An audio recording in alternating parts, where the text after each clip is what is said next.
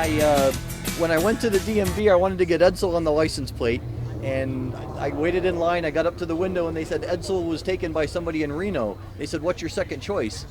And off the top of my head, I said, "How about lemon?" And they said lemon was available. So now I've had it over 20 years. I love the plate. I love the car. The car was sold. This car was sold brand new at Todd Kill Lincoln Mercury, 1958. That's where Stratosphere Tower is now. I bought the car 20 years ago from a car collection in Sierra Vista, Arizona. And I had looked for several years for a car like this. I woke up one morning and I saw this car for sale, and I called immediately. I said, I can't get there till Saturday, till my day off at work. I said, "Can you hold the car till Saturday?" He said, "Absolutely not." He says, "The ad's only been there for a few hours." I said, "If I call in sick to work right now and get on the next plane to Arizona, will you give me first chance at the car?" He said, "Absolutely." I called in sick to Harrah's. I got the next plane out of town, and about 4 hours later, the car was mine. And I drove all night I bought it down by the New Mexico border. I drove all night to get it home, and so what year is it? It's a 58 Pacer. This is the small model. They made two sizes. They made big and bigger. This is the big car, and it has a 361 engine. It has the best thing. My favorite thing about the car is it has air conditioning, and the correct air conditioning for the car. And I had looked for several years for air conditioning. I found one after 6 years of looking. I found one in North Dakota. And I called the guy. I said, "Is there any way you could sell me just the air conditioner and make it?" But I ended up flying to North Dakota, bought the car, hired a mechanic to take it out. I UPS'd it home to myself, and I spent the next year putting the air conditioning in, restoring it, and everything. So what? It was 1973. It was in Chicago. I was driving up. My dad was driving up Harlem Avenue, and I saw this really cool looking black and chrome car coming from the other direction, and the back was sitting up real high, and to me it looked just like the Batmobile.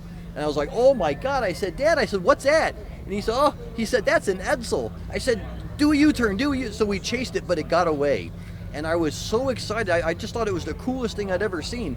So I was bugging my dad. I said, "Next weekend we got to go to the library. We got to go to the library." And I got every book about the car.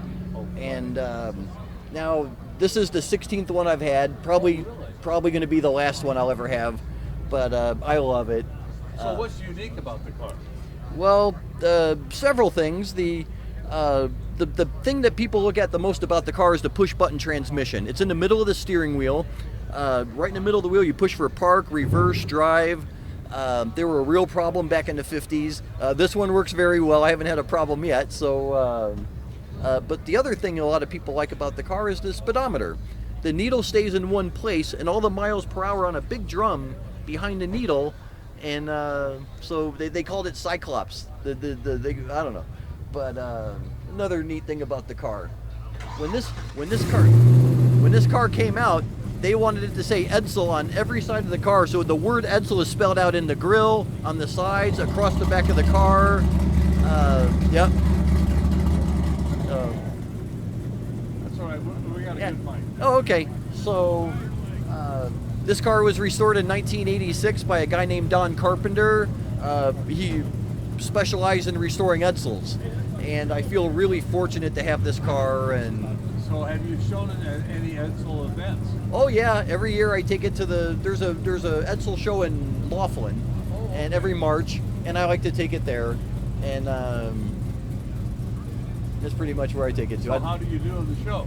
Oh, it's this year. I can't. Last year I got first place.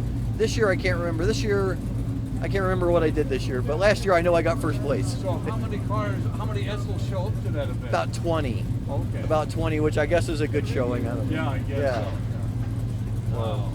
So what's the future for the car? I'm going to have the springs cut in the front so it sits down a little bit more in the front. I'm going to put new antennas, the correct antennas on the back, and that's it. I like it just the way it is. We're here at Cars and Coffee. Come on down. We'll see you next week. Look for me.